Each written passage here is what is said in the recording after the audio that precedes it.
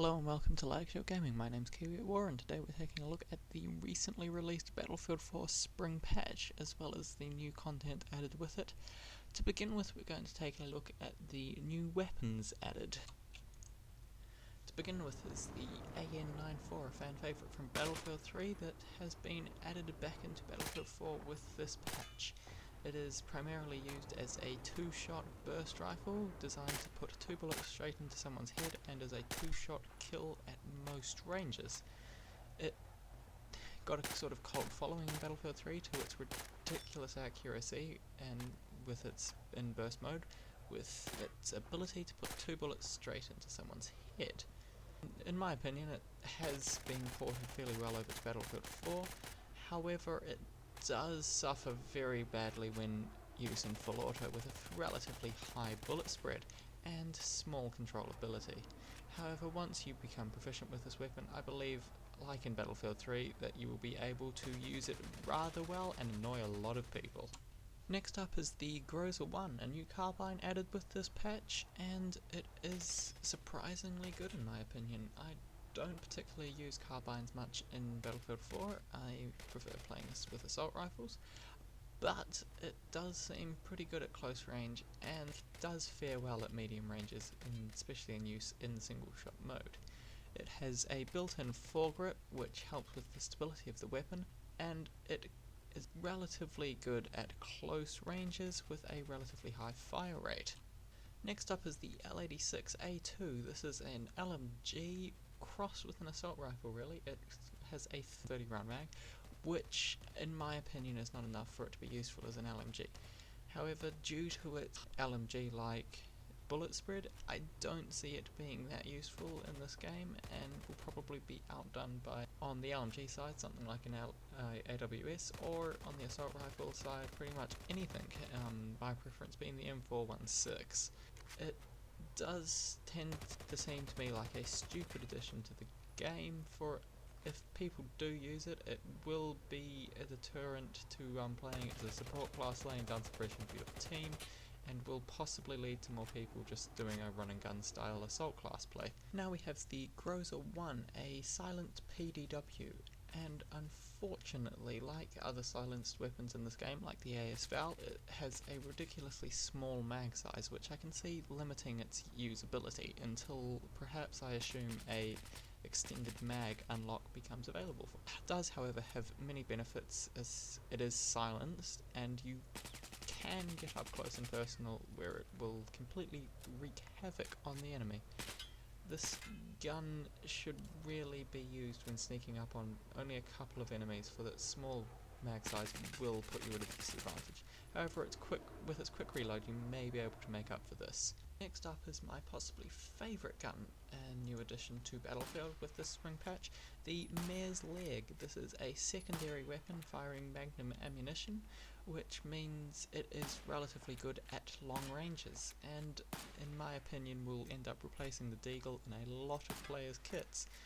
It can take some getting used to, for it's a lever action rifle, and it features a shotgun-like reload, which means you can fire off a bullet as soon as it is in the chamber. However, it does have a slow rate of fire and can make it difficult for taking out multiple enemies. However, if engaging at range, I believe this is a relatively great weapon, and I believe it's a very neat addition to the Battlefield series. You will definitely be seeing me playing with it on the battlefield at some point in time. Now finally, the new game mode that has been added is Gunmaster from Battlefield 3, as some of you may remember. I've had a little bit of time to play with this game mode now, and I do believe that it's relatively good, but in my opinion it needs some tweaking, and I would definitely prefer it to be a free-for-all 16-player game mode as opposed to a, well, basically 20v20 team mode. It just doesn't seem right for a sort of individually played game to be playing with a team. However, it's not all bad, as I do feel the inclusion of the ability for servers to create their own custom gun loadouts is a good addition and can add a lot of variety to the servers out there. I do think that this game mode may die off soon, though, given that it's more like a team deathmatch as opposed to something truly unique and, you know, providing the same experience as it did on Battlefield 3, which in my opinion could be fixed by tweaking perhaps the player amount and the fact that there is teams and make it more like a deathmatch style game played individually.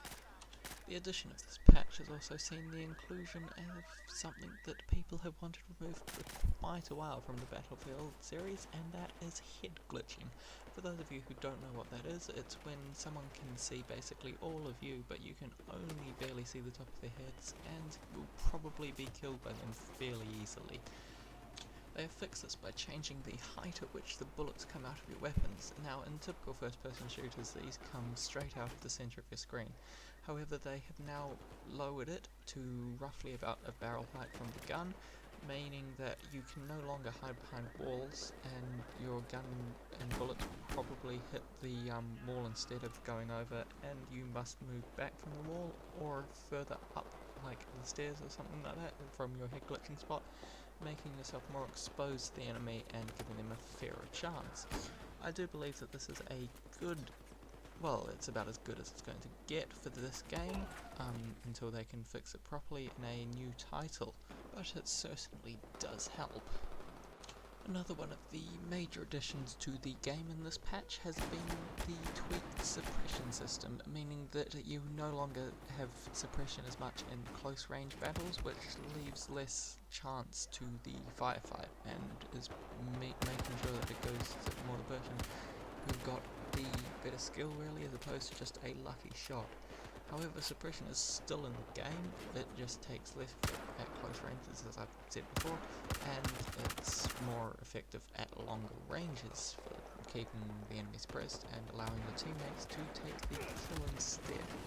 And apart from that, there has also been the inclusion of the normal minor bug fixes, graphical issue fixes, you know, so there's less glitched out art and character models and stuff like that, as well as the normal netcode improvements, and in my opinion has taken the game to possibly the most stable place it has been in the entire length of its life. I do think that it could still be improved, and it does feel like you get killed from things like behind walls or as you're moving around cover.